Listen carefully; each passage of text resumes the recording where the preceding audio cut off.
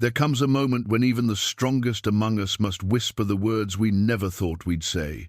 For 47-year-old healer Elswyth, that moment arrives on a moonlit night in the village of Ravensmoor, where she collapses after delivering her final child. Her body, worn from decades of caring for others, finally gives way as she whispers into the darkness, "I can't walk anymore." But someone is listening from the shadows of the cursed forest. Vaelor, an ancient vampire who has watched her for decades, emerges to save the woman he's loved in silence. As Elswyth awakens in his stone keep, her strength slowly returning through his power, she faces an impossible choice between mortal aging and immortal love. What happens when a lifetime of sacrifice is rewarded with a passion that defies death itself? Before we jump back in, tell us where you're tuning in from. And if this story touches you, make sure you're subscribed, because tomorrow I've saved something extra special for you. The morning mist clung to the cobblestones of Ravensmoor like a gentle blessing, threading between the ancient stone cottages that had weathered countless storms and seasons. Elswyth's cottage stood at the village's heart, its thatched roof darkened with age and wisdom, smoke curling from the chimney in lazy spirals that spoke of warmth and sanctuary. The wooden door, worn smooth by decades of desperate hands seeking comfort, bore the deep scratches of time and the faint stains of herbs that had been ground against its surface in moments of urgent need. Inside, the single room that had served as both home and healing sanctuary told the story of a life dedicated to others. Bundles of dried lavender hung from the low beams, their purple flowers now brittle with age, but still releasing their calming fragrance when disturbed by the morning breeze. Mason jars lined rough-hewn shelves, each filled with carefully prepared tinctures and powders: willow bark for pain, chamomile for restless sleep, elderberry for the fevers that claimed too many children each winter.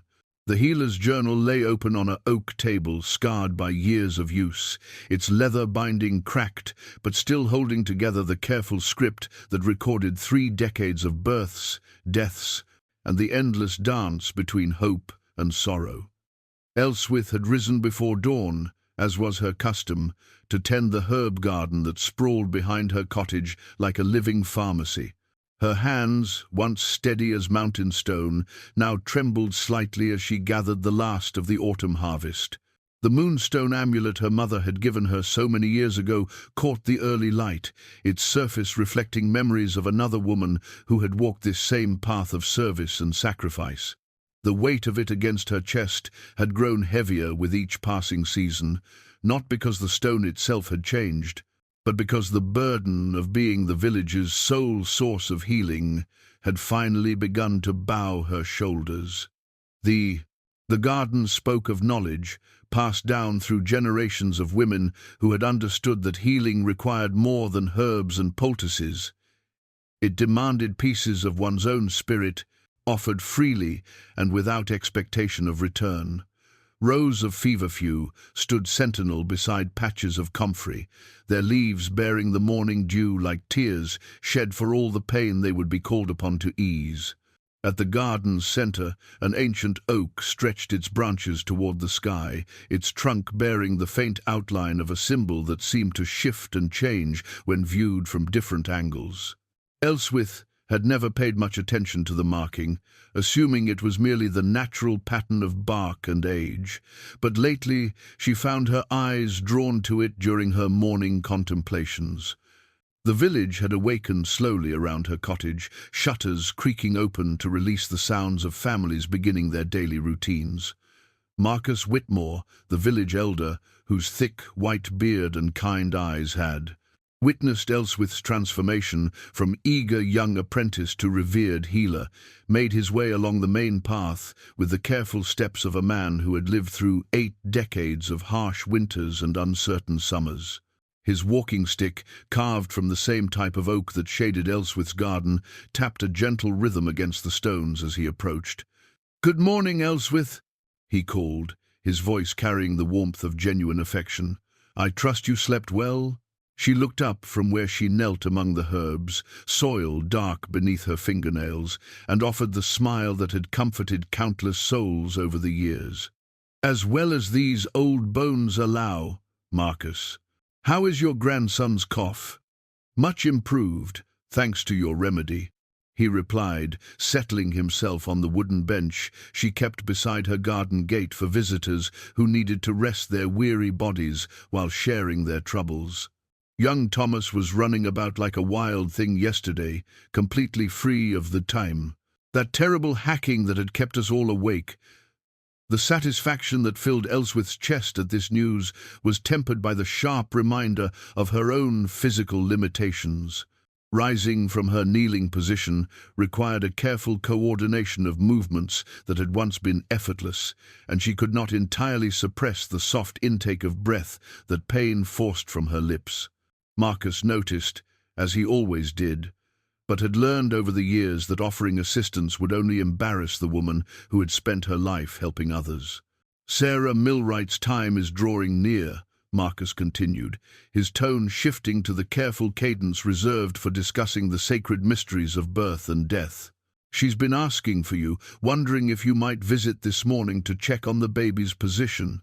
Elswyth nodded, already mentally cataloguing the supplies she would need for what would likely be a difficult delivery. Sarah was young, barely 19, and this would be her first child. The girl's narrow hips and delicate frame had worried Elswyth for months, though she had kept her concerns carefully hidden behind encouraging smiles and gentle reassurance. First babies often presented challenges, and Sarah would need all the confidence she could muster for the trial ahead. "I'll gather my things and walk over shortly," Elswyth promised, though the prospect of carrying her heavy healing bag the quarter-mile to the Millwright cottage filled her with quiet dread. The bag itself had not grown heavier. It was the same worn leather satchel her mother had used, and her grandmother before that, but Elswyth's ability to bear its weight had diminished with each passing season. The Millwright cottage sat at the village's eastern edge, where the neat rows of homes and shops gave way to the wilder spaces that bordered the cursed forest. Local superstition held that the ancient woods were home to creatures best left undisturbed, and most villagers avoided venturing too close to the tree line, especially after sunset. But Elswyth had never paid much attention to such tales, focusing her energy on the tangible concerns of human suffering rather than imagined supernatural threats. Sarah met her at the cottage door, one hand pressed against the small of her back, her face pale but determined. "Elswyth, thank goodness you've come. The baby has been so active this morning, and I feel as though something has shifted." Inside the modest cottage, Sarah's husband, William, paced nervously, while his mother-in-law bustled about, preparing the birthing chamber with the efficiency of a woman who had assisted at many deliveries. Elswyth settled Sarah onto the bed and began her careful examination, her experienced hands reading the story written in muscle and bone. The baby had indeed turned, moving into the proper position for birth, but something in the child's size and Sarah's narrow pelvis suggested this would be no easy delivery. "All seems to be progressing." "As it should," Elswyth said carefully, her voice calibrated to convey reassurance without raising false hopes.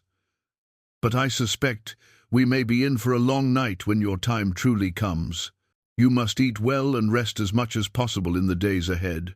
She spent an hour with the young couple, sharing the wisdom accumulated through decades of midwifery, while her own body reminded her with increasing insistence that such long vigils might soon be beyond her capabilities. The walk back to her cottage left her breathless and aching, each step requiring a conscious act of will that would have been unthinkable even 5 years earlier. The afternoon brought a steady stream of visitors seeking remedies for the various ailments that plagued a medieval village. Old Henrik, the blacksmith whose powerful arms had shaped iron for 40 years, came seeking relief for joints that protested every movement with sharp accusations of age and hard use. Margaret the baker arrived with her youngest daughter, whose persistent cough had resisted all of her mother's folk remedies and now threatened to settle into the child's chest for the winter. Each consultation required Elswyth to summon reserves of energy and concentration that seemed to drain away faster than she could replenish them. The movements that had once been automatic, reaching for the proper herbs, grinding precise measurements, heating water to the perfect temperature, now demanded careful thought and deliberate effort. Her hands, once steady enough to thread the finest needle in poor light, occasionally trembled as she prepared tinctures and salves. As evening approached and the last visitor departed with a carefully wrapped bundle of herbs and detailed instructions for their use, Elswyth found herself alone in her cottage, with the weight of her solitude settling around her like a familiar but unwelcome companion. She had chosen this life of service deliberately, accepting the unspoken understanding that dedicating oneself to healing others often meant sacrificing the comforts of husband and children. But in moments like these, when the silence stretched endlessly and her body ached with the accumulated fatigue of decades, she wondered if the trade had been worth the cost. The healer's journal lay open before her, its pages chronicling a lifetime of other people's joys and sorrows. She had recorded the birth of every child in Ravensmoor for the past 30 years, witnessed the final breaths of grandparents and the first cries of grandchildren, tended wounds both physical and spiritual with equal dedication. The leather cover bore the impressions of countless hands, her own, her mother's, and those of the women who had carried on this sacred tradition before memory began.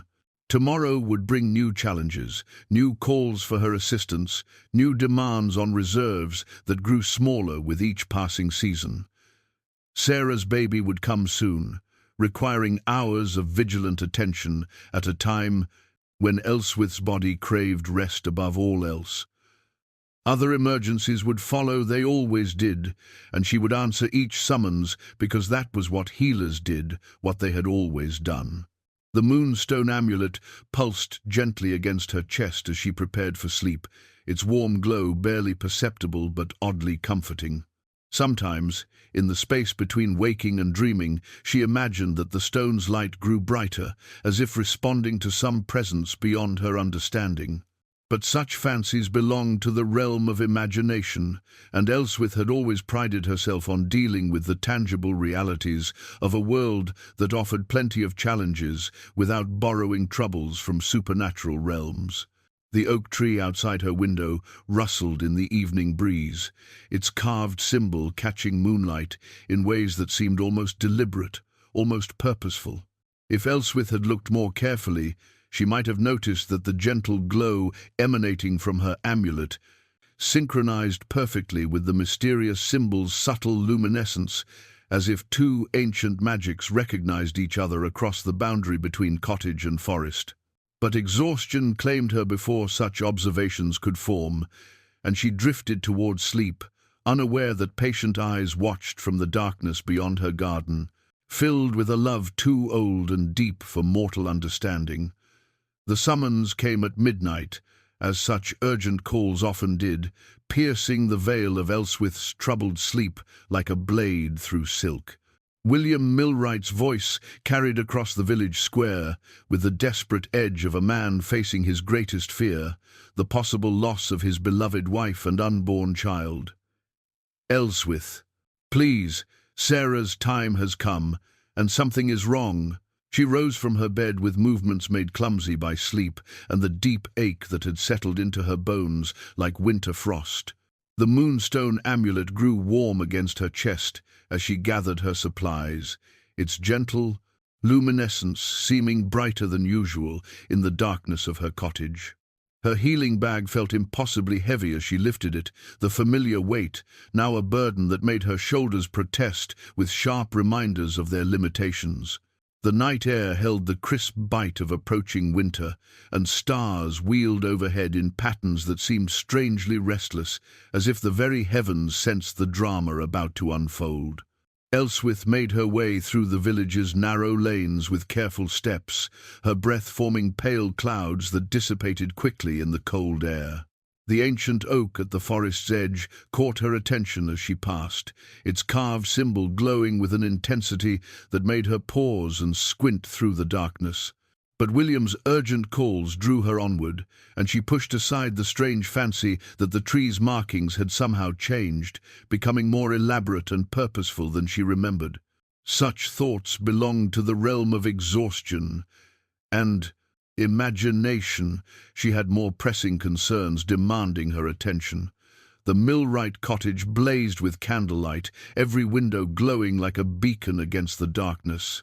Inside, Sarah labored with the fierce determination of a woman fighting for two lives, her face slick with perspiration and etched with pain that spoke of a difficult delivery ahead.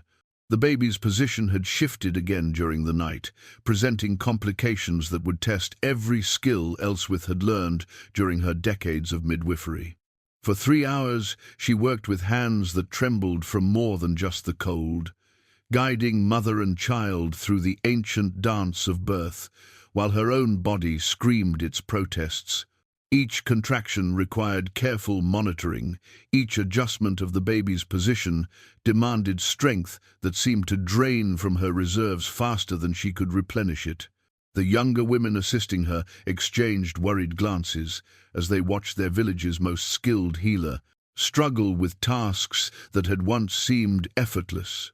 When Sarah's son finally emerged into the world, his lusty cries filling the cottage with the sound of new life triumphant, Elswyth felt a wave of relief so profound it nearly brought her to her knees. The baby was healthy, perfectly formed, and eager to begin his journey through life. Sarah wept with joy as her son was placed in her arms, and William's face transformed with wonder as he gazed upon his firstborn child. But the effort had cost Elswyth more than she could afford to give. As she packed her supplies with hands that shook uncontrollably, the room seemed to shift and blur around the edges of her vision.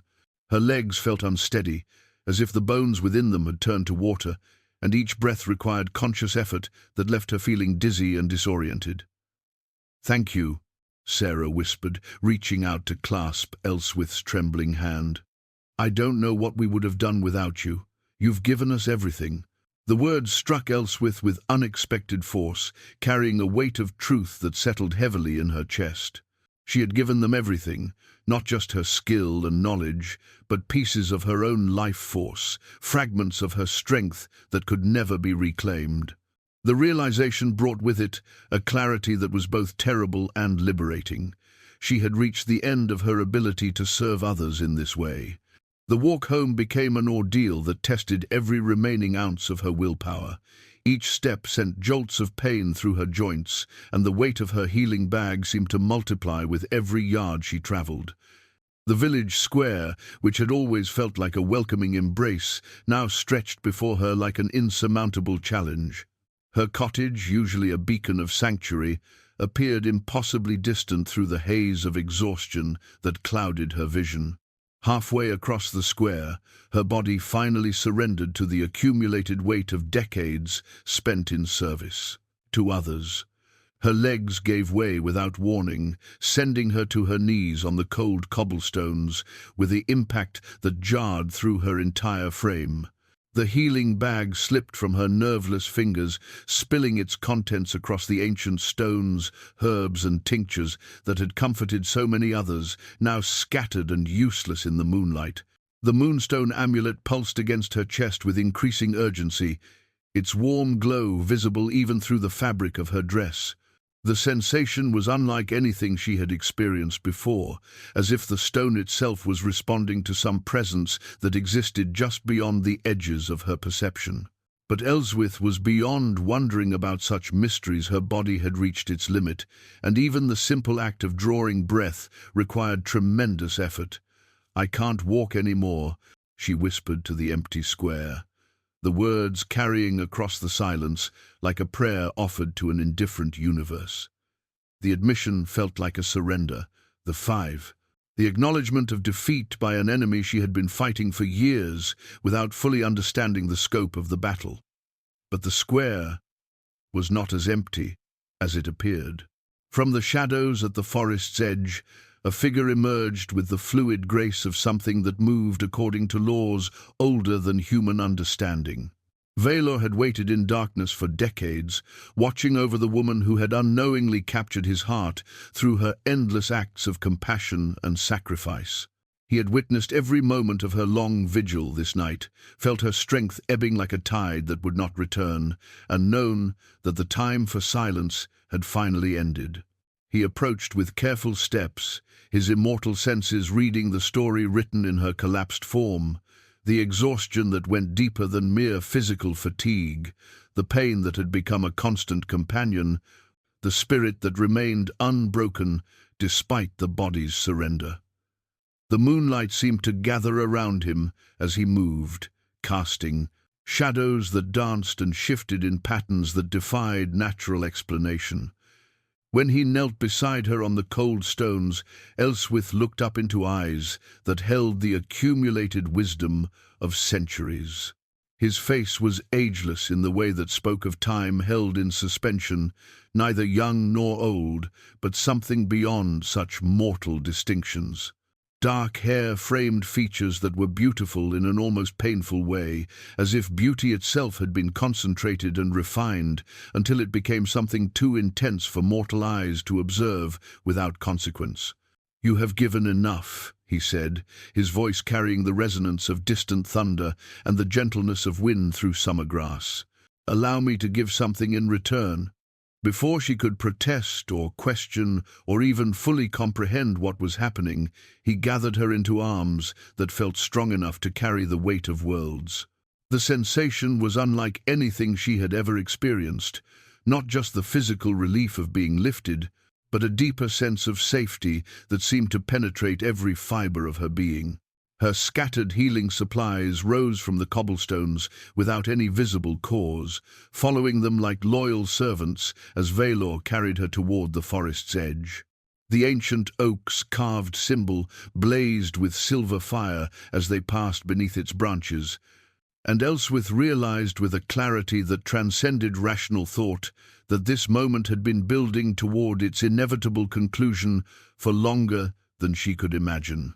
The symbol was not merely a marking carved by human hands, it was a sign, a beacon, a declaration of protection that had watched over her for decades without her awareness. As they entered the forest, the trees seemed to part before them, creating a path that had not existed moments before. The moonstone amulet sang against her chest with harmonious frequencies that resonated with the very air around them, and Elswyth understood that she was crossing a threshold from which there would be no return. The last thing she saw before exhaustion finally claimed her was Vaelor's face, illuminated by moonlight and magic, his expression holding a tenderness that spoke of love, patient beyond all human understanding, and a promise that her years of sacrifice had not gone unnoticed or unrewarded. Consciousness returned to Elswyth, like dawn breaking over still waters, gradual, gentle, and filled with an unfamiliar sense of peace that seemed to emanate from her very bones. The first thing she noticed was the absence of pain, that constant companion that had shadowed her every movement for years now, mysteriously quiet. The second was the impossible softness beneath her, as if she rested upon clouds, given substance and form. She opened her eyes to find herself in a chamber that belonged to no earthly architecture she had ever encountered. Walls of pale stone rose toward a vaulted ceiling that seemed to capture and hold starlight, creating a luminescence that required no torch or candle. Tapestries depicting scenes from ages long past adorned the walls, knights on impossible quests, ladies whose beauty transcended mortal understanding, and creatures that moved between the realms of myth and reality with casual grace. The bed upon which she lay was carved from midnight dark wood and draped with fabrics that felt like captured moonbeams against her skin. Her simple woolen dress had been replaced with a gown of deep blue silk that moved with her breathing like water given form. The moonstone amulet still rested against her chest, its familiar weight now accompanied by a gentle warmth that spoke of recognition and homecoming. "You are awake," came a voice from the shadows near the chamber's far wall, and Elswyth turned to see Vaelor emerge into the gentle light. In the mystical illumination of his keep, he was even more striking than he had appeared in the village square, tall and lean, with the kind of presence that suggested both great power and infinite patience. His dark hair caught the strange light like captured shadow, and his eyes held depths that seemed to reflect centuries of accumulated experience. "Where am I?" she asked, though the question felt inadequate to encompass the strangeness of her situation. Her voice sounded different, somehow stronger, clearer, as if even her throat had been restored to some earlier state of health and vitality. "My home," he replied simply, moving to sit in a chair that had been positioned beside the bed with obvious care. "A place that exists between the mortal world and realms older than human memory. You are safe here, Elswyth, safer than you have been in many years." The sound of her name spoken in his resonant voice sent an unexpected tremor through her, not of fear but of something warmer and more complex. "How do you know my name?" A smile touched his lips, transforming his austere features with sudden warmth. "I have watched you for decades, learned your rhythms and routines, witnessed your countless acts of compassion. You have been the light of Ravensmoor for so long that the village itself seemed to revolve around your presence." "Watched me?" The words should have alarmed her, but instead they awakened a strange sense of recognition, as if some part of her had always known she was not as alone as she appeared. "For how long?" "Since you were a young woman, barely older than Sarah Millwright," Vaelor admitted, his voice carrying the weight of confession. "You saved a child that winter, little Thomas, who had wandered into the forest during a blizzard and nearly perished from the cold. You spent 3 days and nights bringing him back from death's threshold, refusing to sleep or eat until his fever broke." The memory surfaced with startling clarity. Thomas Fletcher, not yet 5 years old, his small body racked with pneumonia after his misadventure in the woods. She had indeed sacrificed sleep and sustenance to save him, working with a desperation born of her own childhood loss when her younger brother had succumbed to similar circumstances. "I remember," she whispered, "but I was alone in my cottage those nights. How could you have—" "I stood guard," Vaelor said quietly, "in the shadows beyond your garden, ensuring that no harm would come to either of you while you worked to save his life. That was the night I understood that you possess something far more precious than any treasure, a heart that could not bear to see suffering without offering comfort."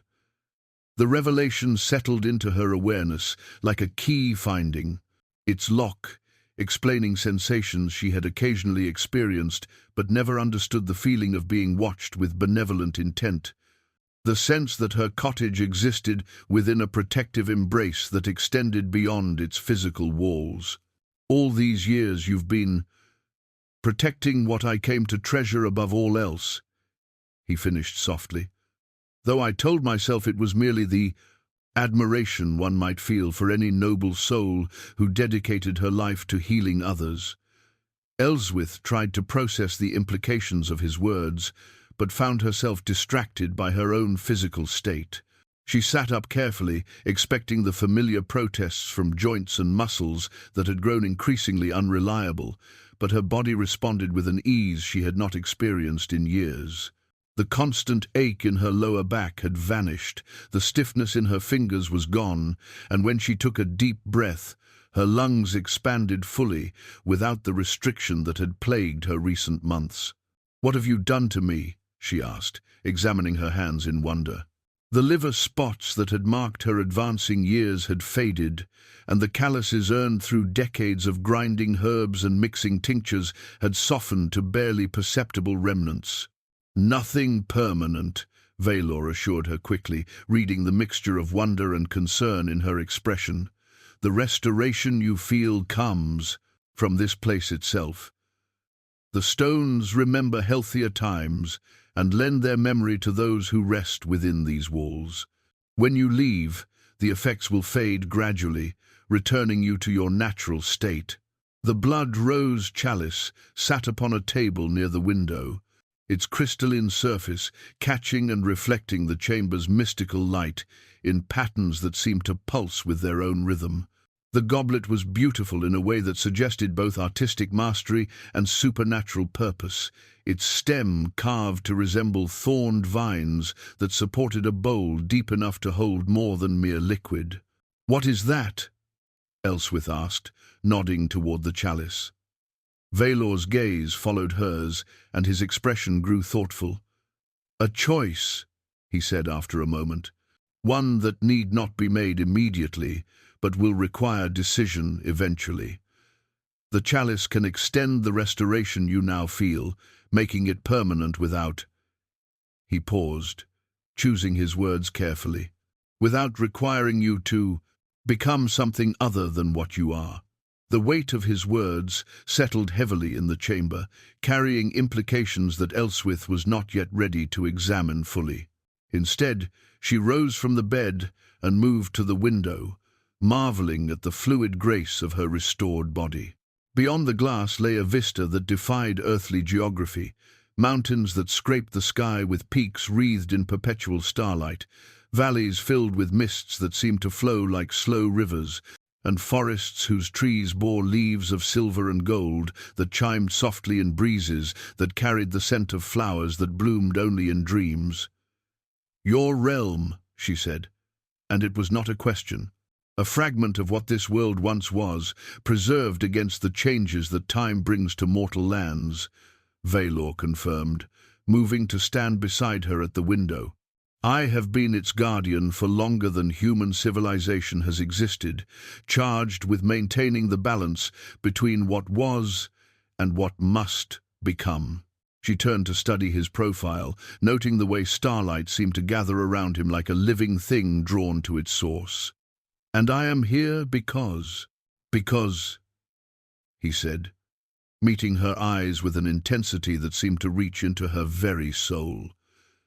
"Some guardians grow weary of solitude, and some healers deserve to be healed." The days that followed, though time seemed to flow differently in Vaelor's realm, measured more by the rhythm of conversation than the passage of sun and moon, brought revelations that reshaped Elswyth's understanding of the world and her place within it. She found herself drawn into discussions that ranged across centuries of history, learning of events that had shaped the mortal realm while remaining hidden from human awareness. Vaelor's library occupied an entire wing of the ancient keep, its shelves carved directly from the mountain stone and filled with volumes that chronicled both mortal and immortal experiences. Here, surrounded by the accumulated wisdom of ages, Elswyth began to comprehend the true scope of her mysterious host's existence.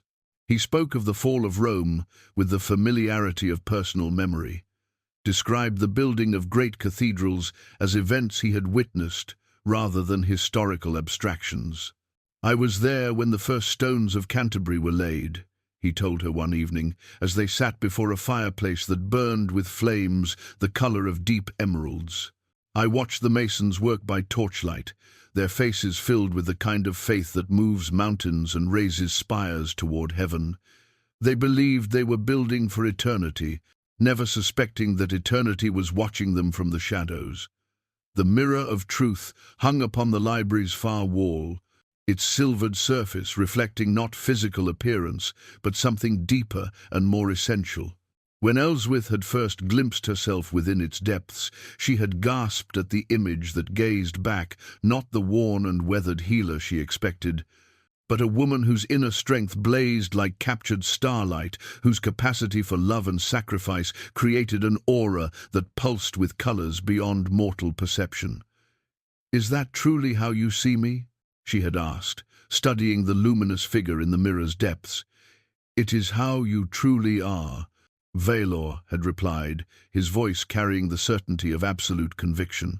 "The mirror shows what exists beneath the accumulation of years and weariness. Your body may have grown tired, Elswyth, but your spirit burns as brightly as it did when you first chose to dedicate your life to healing others." Such conversations revealed not only the depth of Vaelor's affection, but the profound loneliness that had shaped his centuries of existence. He spoke of watching civilizations rise and fall, of loving mortals whose lives passed like brief candle flames in the darkness of his immortal existence. The weight of such accumulated loss was evident in the careful distance he maintained, as if he had learned to protect himself by avoiding the pain of inevitable separation. "Why have you never created others like yourself?" Elswyth asked during one of their evening walks through gardens where flowers bloomed in eternal spring. "Surely the loneliness must become unbearable." Vaelor paused beside a fountain whose waters seemed to flow upward in defiance of natural law, his expression growing distant with remembered sorrow. "I made that choice once, long ago, driven by the same loneliness you describe. Her name was Isadora, and she was—" He stopped, struggling with emotions that even centuries had not fully healed. "She was a poet in ancient Greece, brilliant and beautiful, and filled with such passion for life that I convinced myself she would welcome the gift of immortality." The pain in his voice made Elswyth reach out instinctively, her fingers finding his with the natural comfort of someone accustomed to offering solace in moments of suffering. "She thanked me for the transformation at first," he continued, his hand closing around hers with surprising warmth. "The enhanced senses, the freedom from mortal limitations, the promise of endless time to pursue her art, it seemed like paradise. But as decades passed, and she watched everyone she had ever loved age and die while she remained unchanged, gratitude turned to resentment, and finally to hatred. She chose to greet the dawn one morning rather than face another century of loss." The weight of his confession settled between them like a bridge built from shared understanding of grief. Elswyth had witnessed similar moments in her healing practice, the terrible realization that some gifts came with prices too high to bear, that salvation could sometimes feel like its own form of damnation. "I vowed that night never again to impose such a choice upon another," Vaelor said quietly. "Better to love from a distance and protect what I treasure than to risk destroying it through selfish desire for companionship." Yet, even as he spoke of maintaining distance, the growing connection between them became impossible to ignore. Their conversations stretched deep into the night hours, filled with the kind of intellectual and emotional intimacy that Elswyth had never experienced with any mortal companion. When he described the evolution of music across the centuries, she found herself leaning closer to catch every nuance of his voice. When she shared memories of particularly difficult cases she had treated, his attention focused upon her with an intensity that made her feel truly seen for perhaps the first time in her life. The villagers' search for their missing healer created an undercurrent of urgency that neither could entirely ignore. Through mystical means she did not pretend to understand, Vaelor showed her glimpses of Ravensmoor's growing distress. Marcus Whitmore organized search parties that combed the surrounding forests, calling her name with increasing desperation.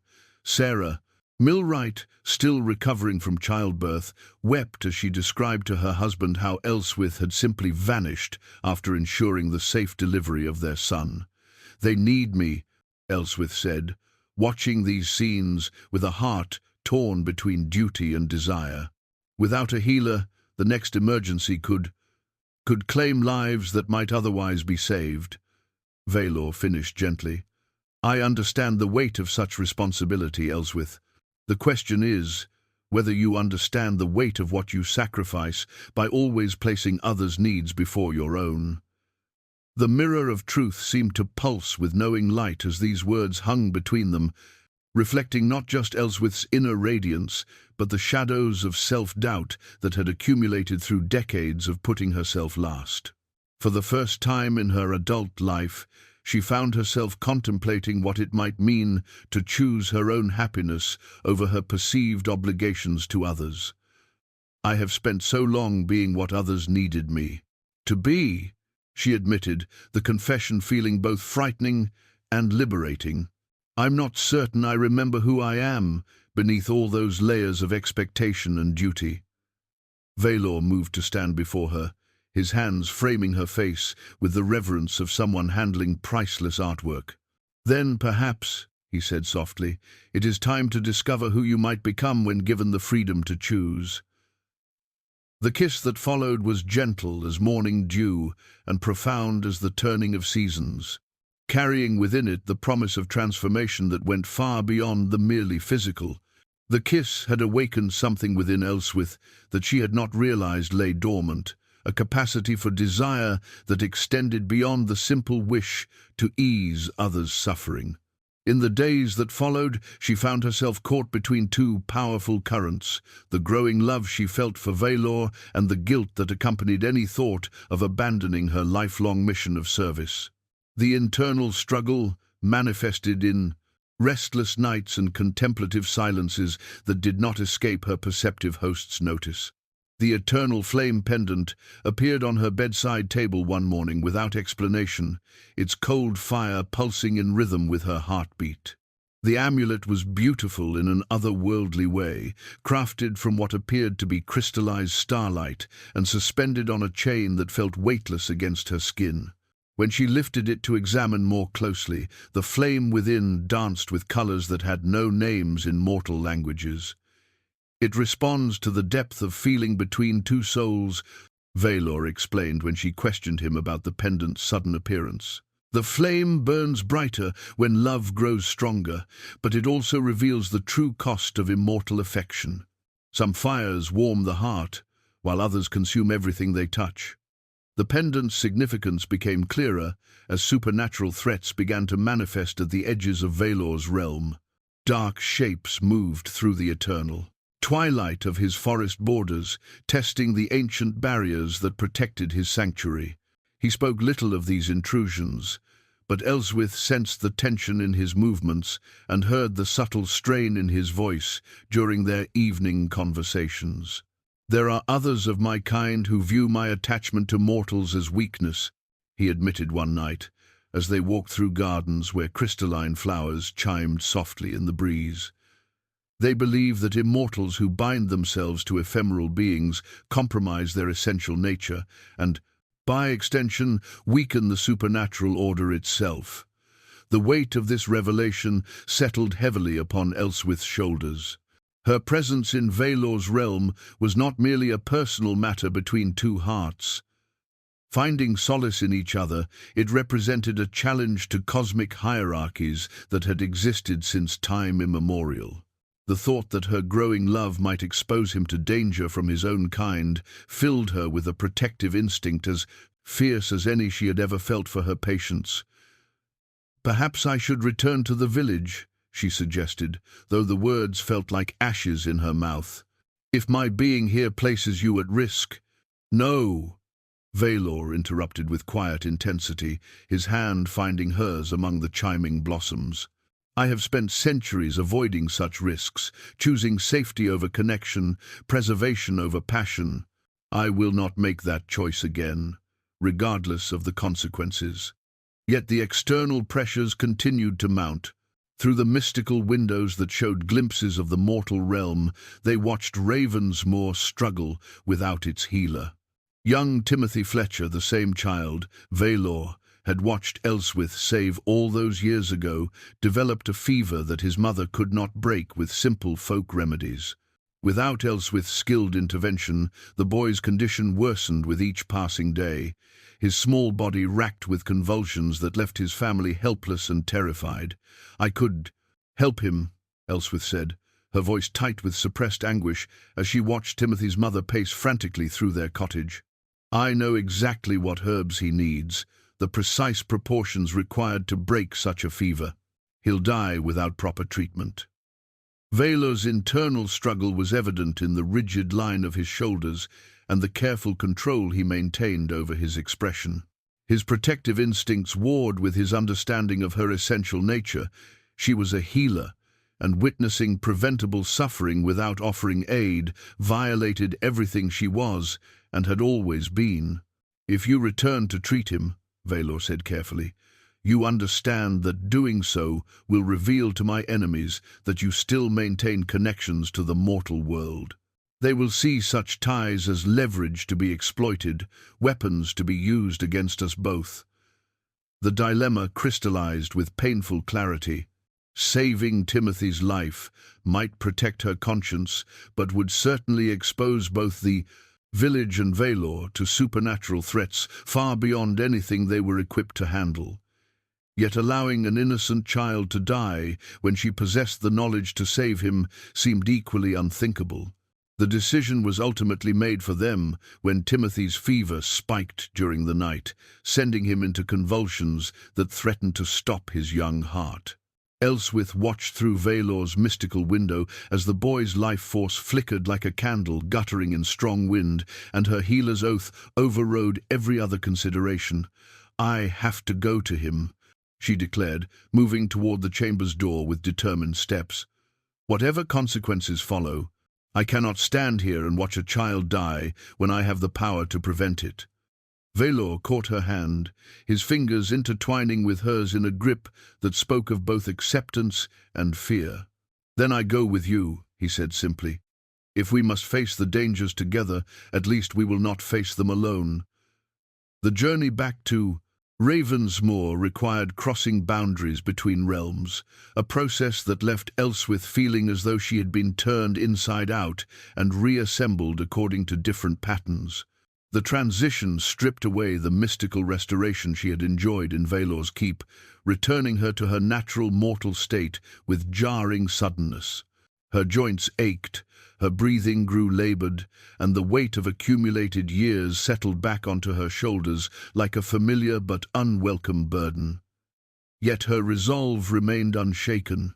As they approached the village under cover of pre-dawn darkness, Elswyth felt the familiar surge of purpose that had driven her through decades of healing work. Timothy needed her expertise, and no supernatural politics or personal desires would prevent her from answering that call. The Fletcher cottage was dark, except for the flickering light of a single candle, and the silence within spoke of a household holding vigil over a dying child. Elswyth approached the door, with practiced quiet, already cataloguing the supplies she would need to prepare the fever-breaking remedy that could save Timothy's life. Behind her, Vaelor melted back into shadows that seemed to gather around him like protective armor. He would guard her from a distance, ready to intervene if supernatural threats materialized, but understanding that this moment belonged to her calling as a healer rather than their connection as lovers. The cost of choosing love over safety was about to be revealed, and both of them sensed that whatever emerged from this night would fundamentally alter the course of their story. Some choices, once made, carved irreversible paths through destiny itself, and Elswyth was about to discover whether the price of saving one child might ultimately demand the sacrifice of everything she had come to treasure. Elswyth's hands moved with remembered precision as she prepared the fever remedy in Timothy's family cottage, her movements guided by decades of experience even as her restored body struggled to adjust to its mortal limitations. The willow bark needed to be ground to exact specifications, the elderberry extract measured with care that allowed no margin for error.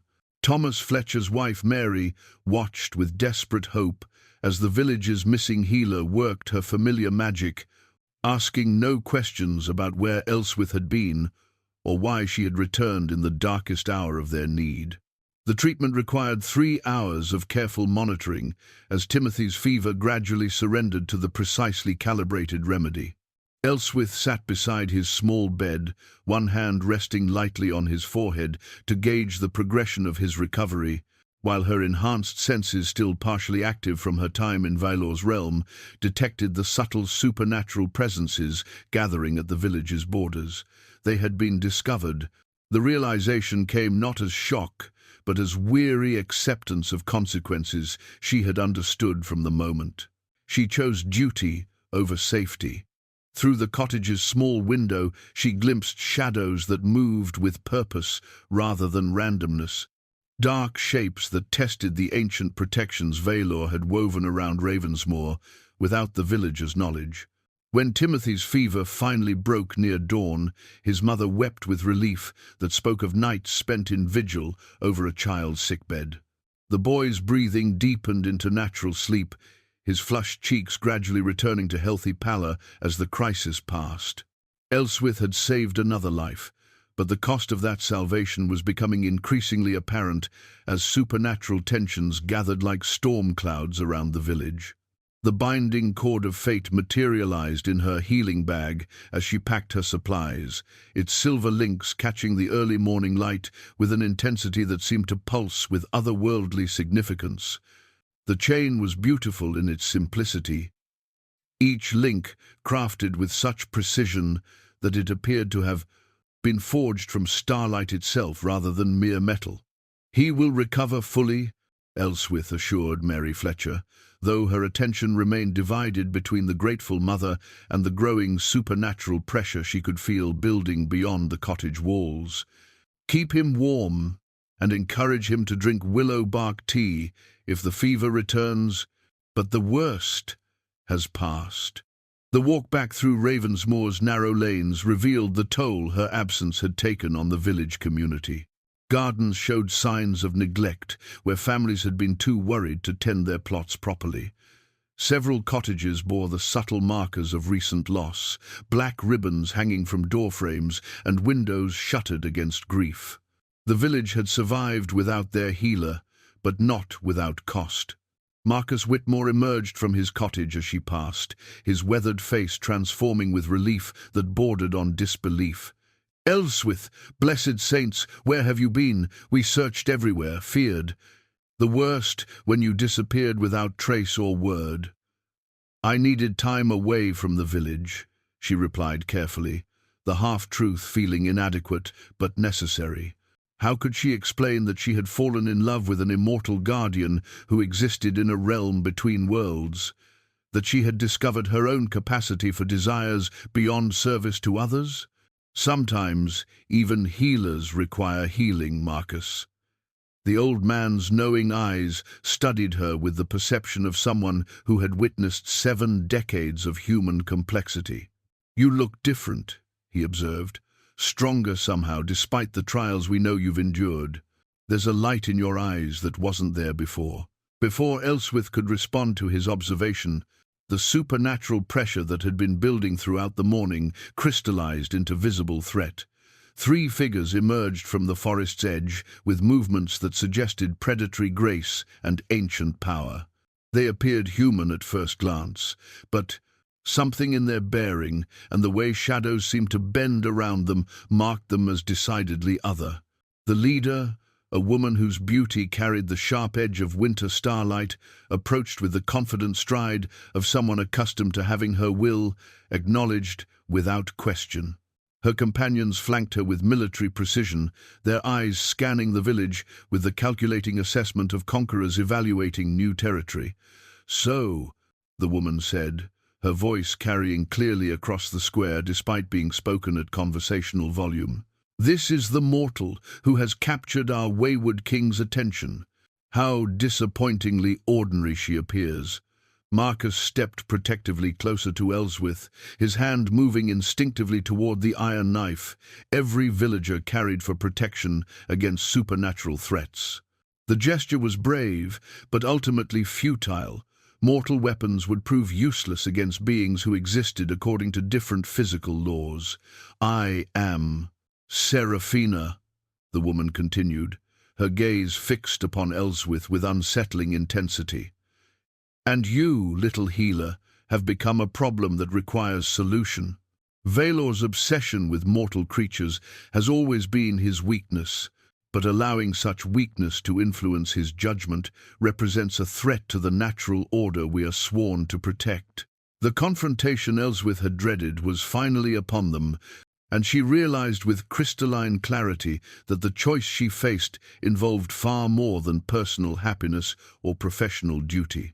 These beings represented forces that viewed her connection to Vaelor as a disruption requiring correction, and they possessed the power to enforce their will through means that would leave Ravensmoor as nothing more than a collection of empty cottages and bitter memories. "What do you want?" Elswyth asked, though she suspected she already knew the answer. Your withdrawal from Vaelor's realm and a pledge never to return, Seraphina replied with the crisp certainty of someone delivering an ultimatum. In exchange, we will allow this village to continue its mundane existence undisturbed. Refuse, and we will demonstrate why mortals should not meddle in affairs beyond their comprehension. The threat was clear but not unexpected. What surprised Elswyth was her own response, not the familiar urge to sacrifice herself for others' safety, but a fierce determination to protect what she had found with Vaelor, regardless of the consequences. Love had awakened something within her that transcended her lifelong pattern of self-abnegation. "And if I choose neither option?" she asked, surprising herself with the steadiness of her voice. Seraphina's smile held the cold beauty of moonlight on fresh snow. "Then you will discover why some choices lead to consequences that extend far beyond the original decision-makers. But perhaps you should consult with your guardian before making declarations you may not have the power to uphold." As if, summoned by her words, Vaelor materialized from shadows that had concealed his presence throughout the confrontation. His appearance in full daylight revealed the true scope of his supernatural nature. He seemed to absorb and reflect light simultaneously, creating an aura of contained power that made the air itself seem to thicken around him. The moment of reckoning had arrived, and Elswyth understood that whatever happened next would determine not only her own fate, but the future of everyone she had ever loved or sworn to protect. The confrontation in Ravensmoor Square took on an entirely different dimension when Seraphina's gaze fell upon the moonstone amulet resting against Elswyth's chest.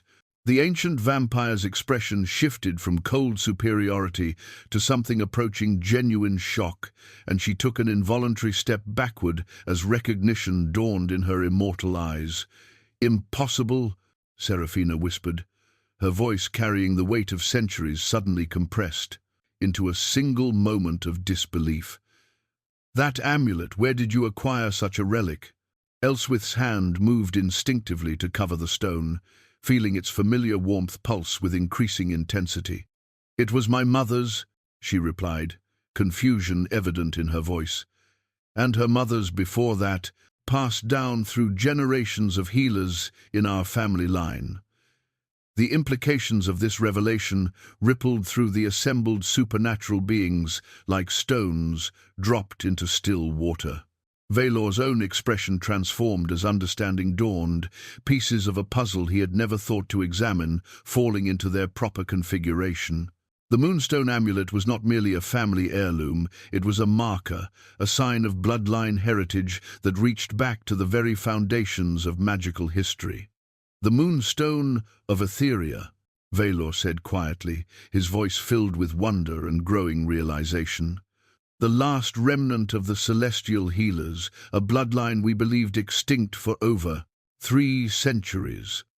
Seraphina's companions exchanged glances that spoke of shared knowledge and growing unease. The supernatural political landscape was shifting beneath their feet, transformed by the presence of a power they had assumed was lost forever to the passage of time and the inevitable dilution of magical heritage through mortal generations. "Explain," Elswyth demanded, her healer's instinct for uncovering truth, overriding any fear she might have felt at being the center of such intense supernatural scrutiny. "What is this bloodline you speak of? What does my mother's amulet have to do with any of this?" The crown of shadows materialized above Vaelor's head without warning, its dark radiance casting strange patterns across the village square. The ancient artifact had remained hidden for centuries, waiting for circumstances that would require its revelation, but the discovery of Elswyth's true heritage had triggered magical protocols older than recorded history. The class, celestial healers, were the bridge between mortal and immortal realms, Vaelor explained, his voice carrying the weight of historical revelation. They possess the unique ability to channel life force itself, healing not just physical ailments but the spiritual wounds that can destroy both mortals and immortals. More importantly, they were the only beings capable of creating lasting bonds between the two realms without the usual costs such unions demand. Elswyth felt the implications of his words settling into her awareness like pieces of her own identity finally clicking into place. The unusual strength of her healing abilities, the way patients responded to her touch with recoveries that bordered on miraculous, the instinctive knowledge that had guided her through the most difficult cases, all of it suddenly made sense within this new context. The bloodline was thought to have ended when the last known celestial healer died during the plague years, Seraphina added, her hostility tempered by the respect due to someone whose very existence challenged fundamental assumptions about supernatural hierarchy. Her daughter married a mortal man and disappeared into the anonymity of village life. We assumed the magical heritage had been diluted beyond recovery. But it wasn't, Elswyth said, understanding flooding through her with the clarity of dawn, breaking over a landscape previously hidden by darkness. It was preserved, passed down through generations of women who used their abilities to heal without understanding the true source of their power. The crown of shadows pulsed with increasing intensity, its dark light revealing symbols that appeared and disappeared like writing composed of shadow and starlight. Ancient prophecies were awakening, their cryptic verses suddenly relevant to current circumstances in ways that transformed the political balance between supernatural factions. "There is more," Vaelor said, his voice growing heavy with the weight of revelation. "The crown reveals what has long been hidden. I am not merely any vampire, but the original, the first of my kind. The one from whose essence all other vampires ultimately derive their nature and power. This second revelation struck the assembled beings with even greater force than the first. Seraphina and her companions had known they faced a powerful ancient, but discovering they stood before the progenitor of their entire species elevated the confrontation to cosmic significance. The Vampire King, one of Seraphina's companions, breathed, dropping to one knee in automatic deference to royal authority that transcended political disagreements. "A title I have never claimed," Vaelor said quietly, "and a crown I have worn only in the deepest secrecy.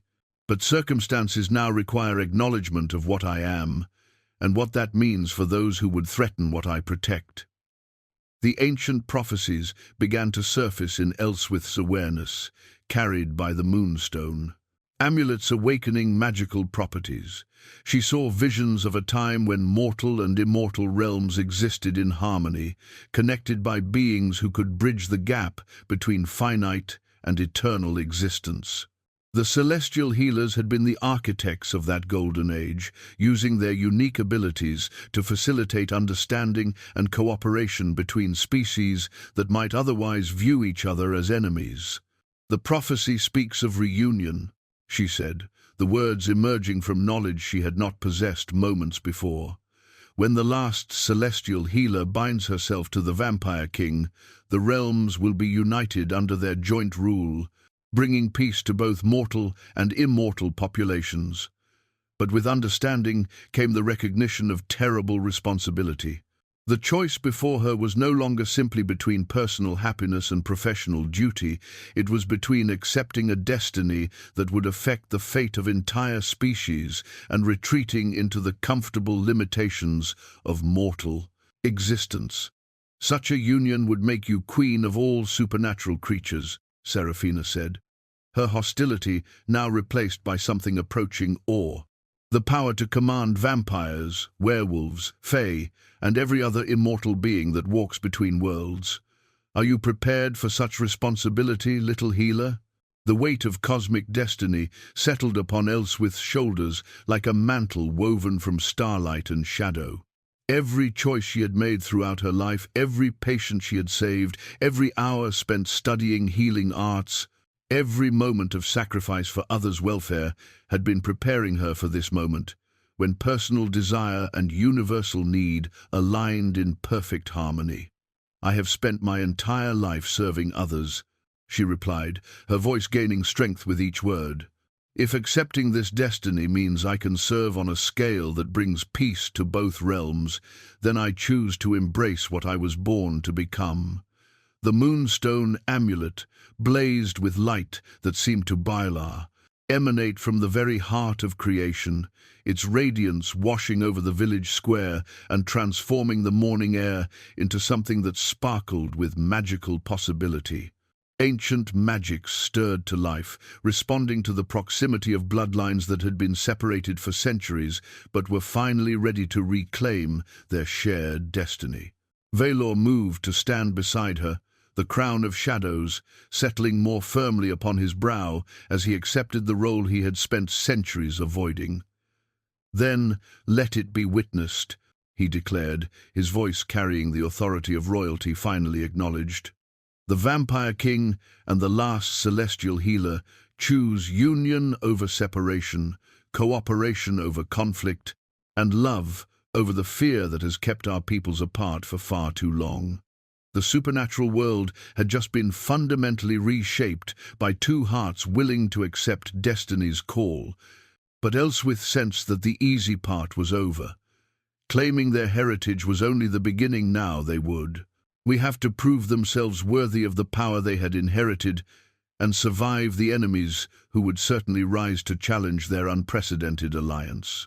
The revelation of their true identities transformed the confrontation in Ravensmoor's square from a territorial dispute into something approaching a cosmic reckoning. Word of the Vampire King's emergence and the discovery of the last celestial healer spread through supernatural networks with the speed of wildfire, reaching every corner of the immortal realm within hours of the awakening. Ancient powers that had slumbered for centuries stirred to awareness, and political alliances that had seemed stable for millennia began to shift like sand dunes in a gathering storm. Seraphina's withdrawal from the village came with a promise that felt more like a threat. "The Council of Shadows will convene within 3 days to determine whether your union serves the greater good or represents a danger that must be eliminated.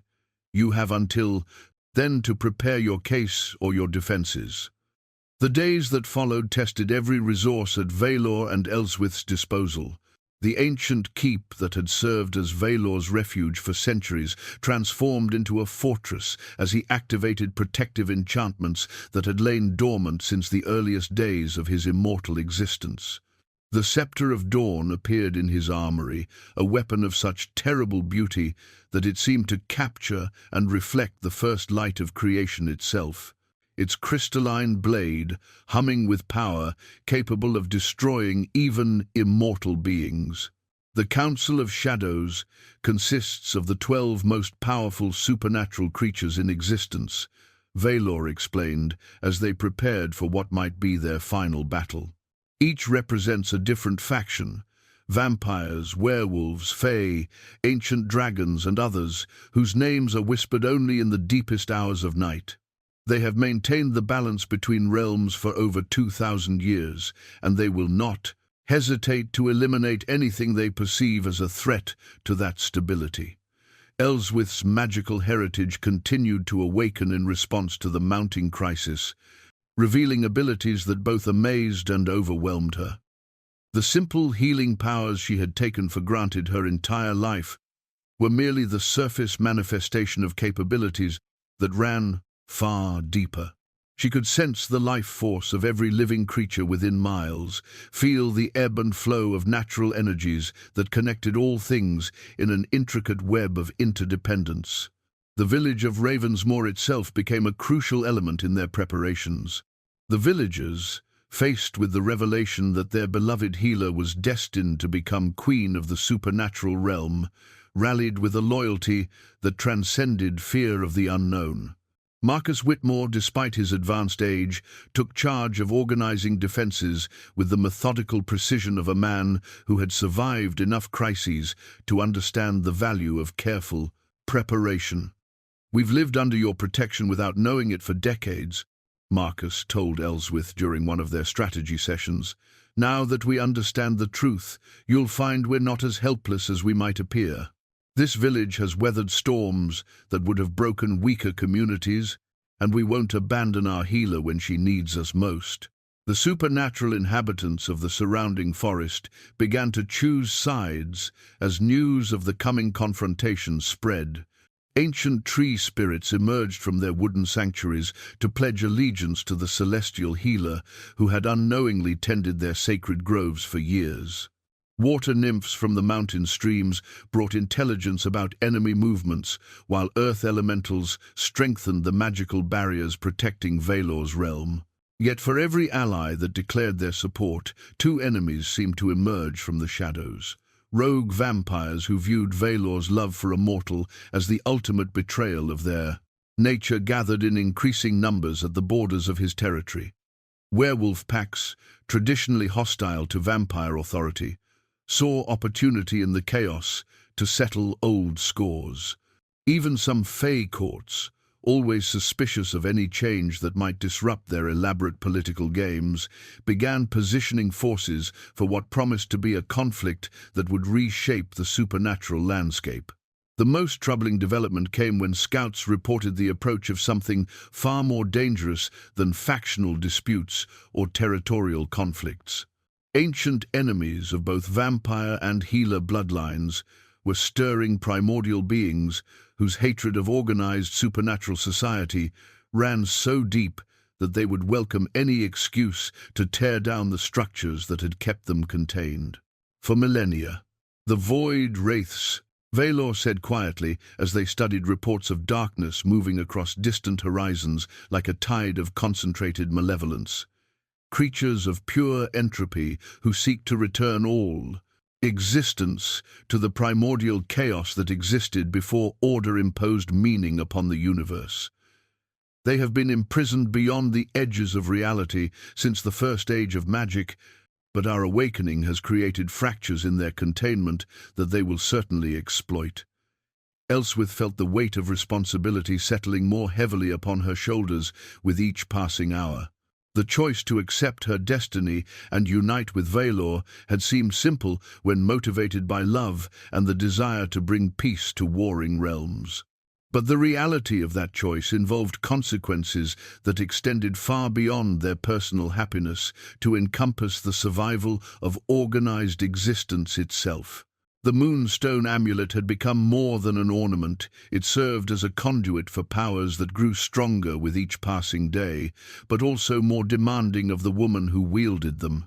Elswyth found herself able to heal wounds that would normally prove fatal, to sense deception across vast distances, and to channel life force with such precision that she could restore vitality to dying forests or drain it from enemies who threatened innocent lives. But such abilities came with costs that she was only beginning to understand. Each use of her celestial healer powers required drawing upon reserves of spiritual energy that seemed vast but not infinite. More troubling was the growing awareness that fully accepting her heritage would fundamentally alter her nature in ways that could never be reversed. "The transformation required for our union will make you immortal," Vaelor explained during one of their quieter moments, his voice heavy with the knowledge of what he was asking her to sacrifice. "But immortality is not merely the extension of mortal life. It represents a complete restructuring of existence itself. You would retain your essential self, your memories and personality and capacity for love.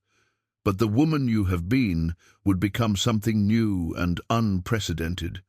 The village continued its preparations with the grim determination of people who understood they were fighting for more than their own survival.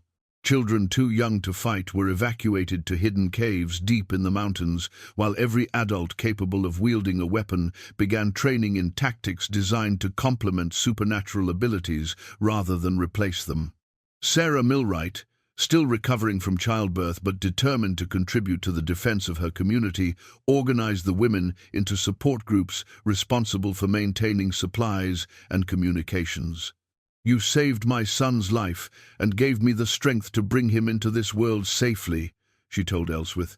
"If standing with you means facing supernatural terrors, then we'll face them together, rather than abandon the woman who has never abandoned us."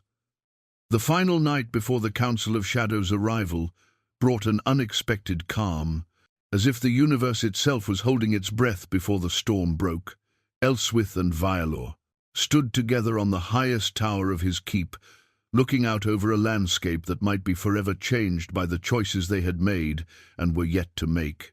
The scepter of dawn rested against the tower's stone wall, its crystalline blade reflecting starlight in patterns that seemed almost alive. The weapon represented their last resort, a tool of such devastating power that using it would fundamentally alter the balance between light and darkness across all realms of existence. "Are you ready for what comes next?" Vaelor asked, his hand finding hers among the ancient stones. Elswyth considered the question seriously, weighing the magnitude of what they faced against the certainty of her love for this immortal guardian who had watched over her from the shadows for decades. Tomorrow would bring a confrontation that would determine not just their personal fate, but the future relationship between mortal and immortal realms. "I have spent my entire life healing others," she replied, her voice carrying the quiet strength of absolute conviction. "If tomorrow requires me to heal the rift between worlds, then I am as ready as I can be. Whatever the cost, whatever the consequences, I choose to stand with you against the darkness."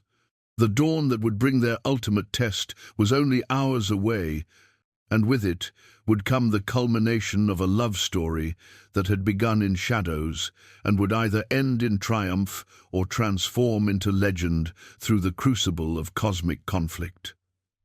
The Council of Shadows arrived at dawn, their presence announced not by fanfare or ceremony, but by the sudden absence of natural sound, as if every bird and insect in the forest had simultaneously decided that silence offered the only appropriate response to such concentrated supernatural power.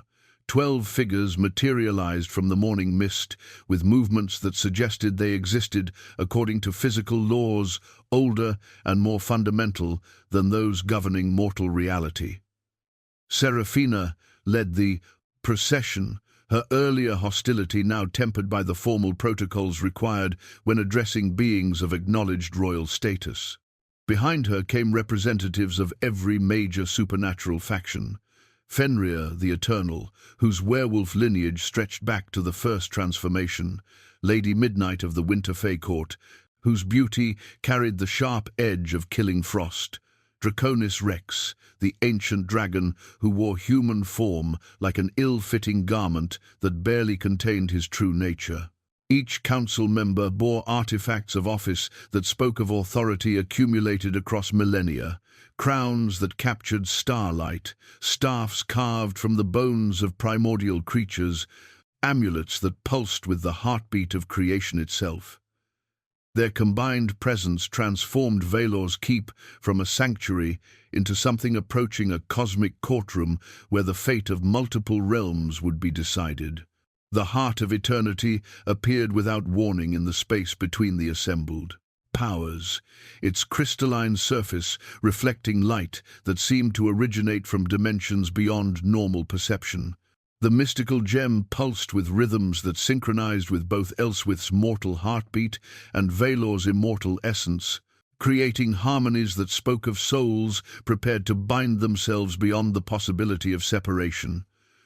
"We come to judge whether this union serves the greater good or represents chaos that must be contained," Draconis Rex declared, his voice carrying the resonance of stone grinding against stone. The awakening of the last celestial healer and the emergence of the vampire king creates possibilities that could either heal ancient wounds or tear apart the foundations upon which supernatural society rests. Elswyth stood beside Vaelor on the keep's main balcony, the moonstone amulet blazing with light that seemed to answer the heart of eternity's call. Her magical heritage had reached full awakening during the night, revealing capabilities that made her previous healing abilities seem like pale shadows of her true potential. She could sense the life force of every being present, read the complex web of alliances and enmities that connected them, and understand with crystalline clarity the fears that drove their opposition to change. The prophecies speak of union between our bloodlines, bringing peace to all realms, Vaelor said, his voice carrying the authority of acknowledged kingship. But prophecy without choice is merely destiny imposed from without. We choose this path not because ancient words demand it, but because love has shown us possibilities that transcend the limitations of fear and tradition. Lady Midnight stepped forward, her fey nature allowing her to perceive truths that remained hidden from other supernatural senses. Your love is genuine, she acknowledged, but love alone has never been sufficient to bridge the fundamental differences between mortal and immortal existence. What assurance can you offer that this union will not create instabilities that endanger everything we have worked to preserve? The question struck to the heart of their critics' concerns, and Elswyth felt the weight of centuries of supernatural history pressing against her response. The Council of Shadows had maintained peace between realms through careful separation and controlled contact. Her union with Vaelor represented a fundamental challenge to policies that had prevented catastrophic wars for over 2 millennia. I offer the assurance of someone who has spent her entire life healing rather than harming, Elswyth replied, her voice growing stronger with each word. Who has learned that true healing requires understanding the source of wounds rather than merely treating their symptoms? The separation between our peoples is itself a wound that has festered for too long, creating the very instabilities you seek to prevent. As if summoned by her words, the first wave of void wraiths emerged from tears in port, reality at the forest's edge, their forms composed of darkness so absolute that they seemed to devour light itself. The ancient enemies of organized existence had found their opportunity in the cosmic tensions surrounding this gathering, and they approached with the inexorable hunger of entropy unleashed. The wraiths. Fenrir snarled, his human facade beginning to slip as primal instincts responded to threats that predated civilization itself. The barriers between realms have weakened beyond containment. The heart of eternity's pulsing intensified as the approaching chaos pressed against the magical protections surrounding Vaelor's keep. Reality itself began to fray at the edges where the void wraiths touched it, creating wounds in existence that spread like infection through the fabric of the world. Now we face the true test, Vaelor declared, the crown of shadows manifesting fully upon his brow as he prepared to defend not just his realm, but the principle of organized reality itself. Will we stand together against the forces that would return all existence to primordial chaos, or will ancient prejudices divide us when unity offers our only hope of survival? The Council of Shadows found themselves facing a choice they had not anticipated. They could continue their judgment of the royal union while the foundations of reality crumbled around them, or they could trust in the power of love to provide strength where tradition had proven insufficient. The first true battle for the future of all existence was about to begin, and neither mortal nor immortal forces were prepared for what emergence from chaos would demand of them all.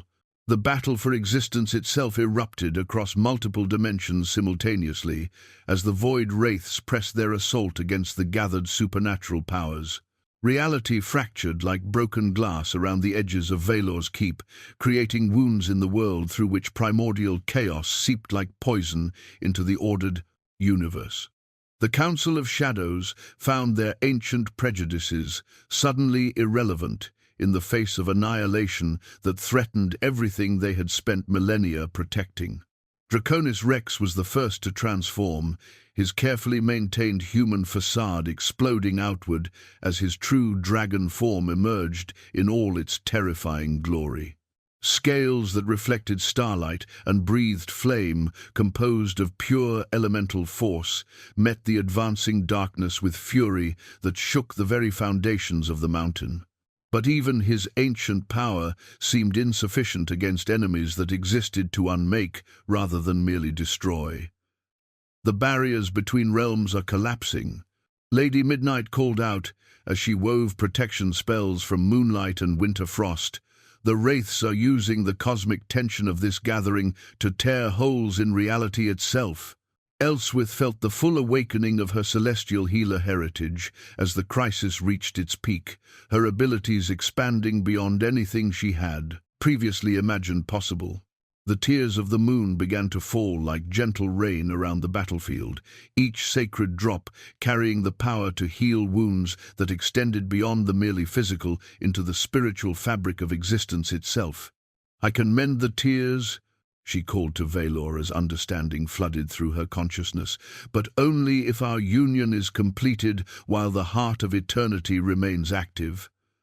The binding must happen now, in the midst of chaos, or the opportunity will be lost forever." The heart of eternity blazed with increasing intensity as her words rang across the battlefield, its crystalline surface reflecting possibilities that extended far beyond the immediate conflict. The mystical gem was responding to the proximity of true love tested in the crucible of cosmic crisis, offering power that could either save all existence or destroy it if channeled incorrectly. Vaelor fought his way to her side through waves of void wraiths that sought to prevent the union they sensed would end their hopes of returning the universe to primordial chaos. The scepter of dawn sang in his hands as he carved a path through darkness itself, its crystalline blade leaving trails of pure light that temporarily sealed the wounds the wraiths had torn in reality. "The transformation will be irreversible," he warned, as they came together before the blazing heart of eternity, his voice barely audible above the cosmic storm raging around them. "Once begun, there will be no returning to what you were before." "Then let me become what I was always meant to be," Elswyth replied, her hands finding his as the tears of the moon continued to fall around them like blessing from heaven itself. "I choose love over fear, unity over separation, and healing over the wounds that have divided our peoples for too long." The binding ceremony that followed transcended anything recorded in supernatural history, combining celestial healer magic with vampire royal authority in ways that created entirely new forms of power. The Moonstone Amulet and the Crown of Shadows began to resonate in perfect harmony, their combined radiance pushing back the advancing darkness while weaving together the fundamental forces of life and immortality.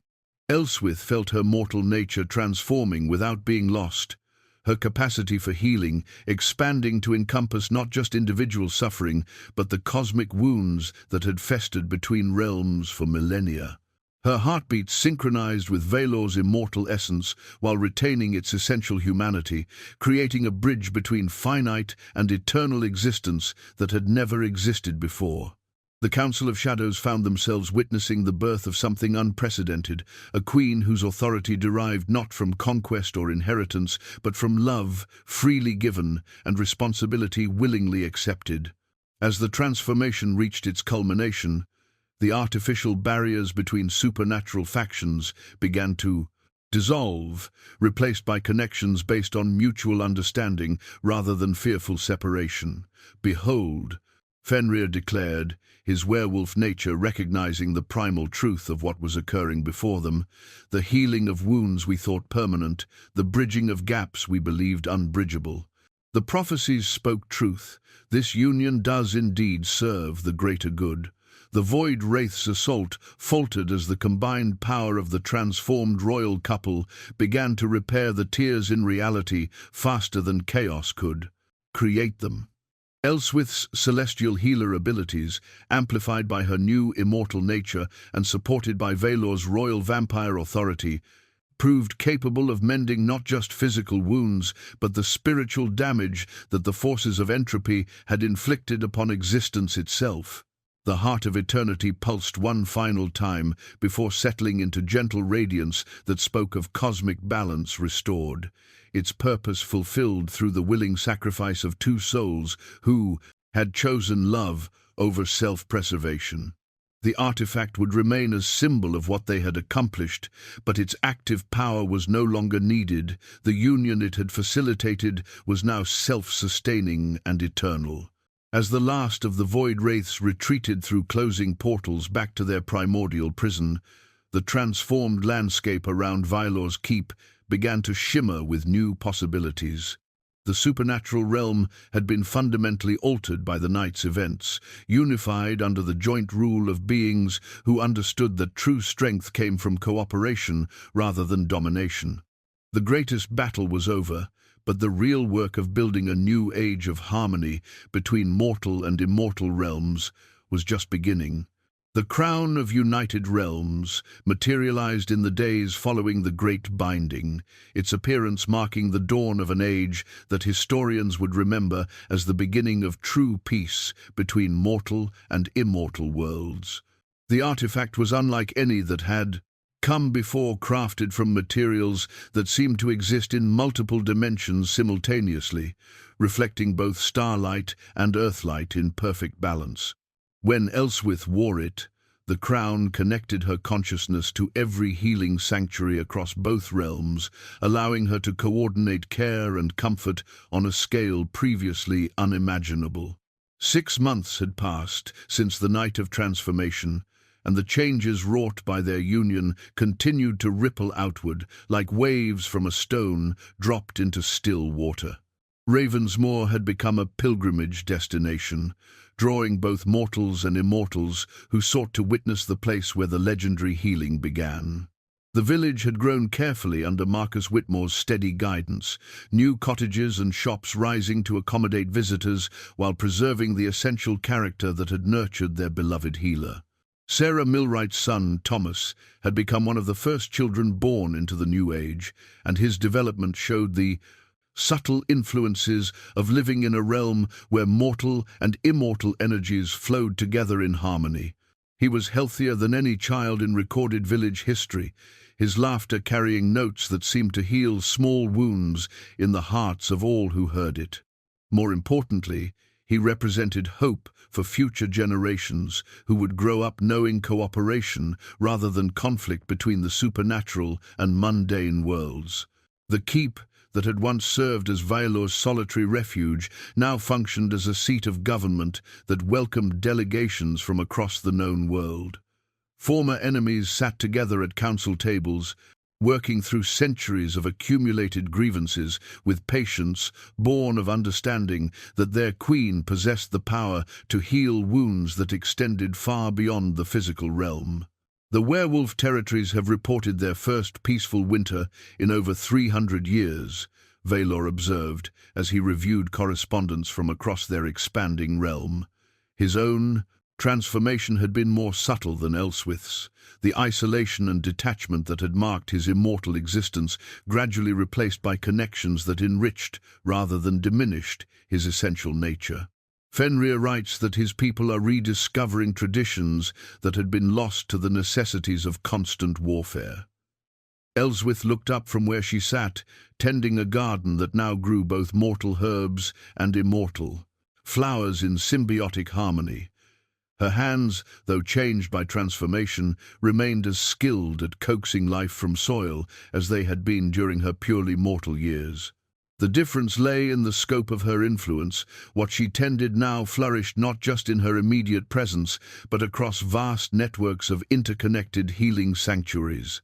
Lady Midnight has requested permission to establish a joint winter court in the northern mountains, she replied, brushing soil from fingers that no longer showed the wear of age, but retained all the knowledge, accumulated through decades of healing work. The Fae wish to create spaces where mortal artists can study their traditions without the usual dangers such contact has historically entailed. The integration of realms proceeded carefully, with safeguards built into every new connection to ensure that neither mortal nor immortal populations would be overwhelmed by changes too rapid to accommodate.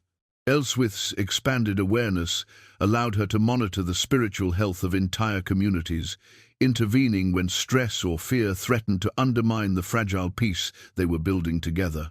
The village healer's cottage had been preserved exactly as she left it, maintained by willing hands as a shrine to the woman who had sacrificed personal happiness for others' welfare, until love taught her that some sacrifices served no one. Young women from across the realm came to study there, learning not just the practical arts of healing, but the deeper wisdom of knowing when service helped, and when it simply enabled others to avoid taking responsibility for their own well-being. "Do you ever miss it?" Vaelor asked one evening as they walked through Ravensmoor's familiar lanes, observing how seamlessly supernatural and mortal families had begun to intermingle. "The simplicity of your former life, the clear boundaries between what you could and couldn't control." Elswyth considered the question seriously, watching a group of children playing games that would have been impossible before the joining of realms tag, played with young vampires who moved within human speed, carefully moderated by werewolf cubs whose strength was tempered by learned gentleness. "I miss the illusion that my problems were small," she admitted with a smile that carried both wisdom and contentment. There was comfort in believing that a successful day meant healing a fever or setting a broken bone. "But I don't miss the loneliness that came from believing I had to carry every burden alone."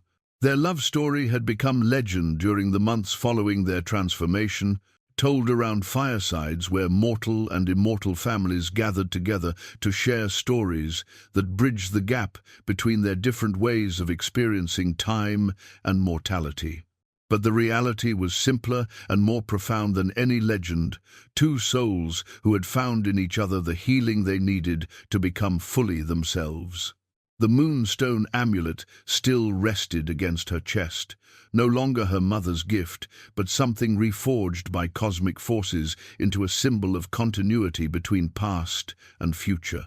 It connected her to the line of celestial healers who had come before, while anchoring the hope that others would follow, each finding their own path to service that honored both personal happiness and collective welfare. As night fell over their united realm, Elswyth and Vaelor made their way home to the keep that had become not just a residence, but a symbol of what became possible when love overcame fear. Behind them, lights twinkled in cottage windows, where families of all kinds prepared for sleep, secure in the knowledge that they lived under the protection of rulers who understood that true power served rather than dominated. The transformation was complete, but the story was just beginning. In choosing love over duty, service over sacrifice, and unity over separation, they had created something unprecedented in the history of either realm, a kingdom built on the radical premise that healing the world began with healing oneself, and that sometimes the greatest gift one could give others was the courage to accept happiness without guilt. Tomorrow would bring new challenges, fresh opportunities to prove that their vision of harmony between realms could withstand the tests that inevitably came to any revolutionary change. But tonight, they rested in the certainty that they had chosen correctly, and that their love had become the foundation for possibilities that would reshape the world for generations yet to come.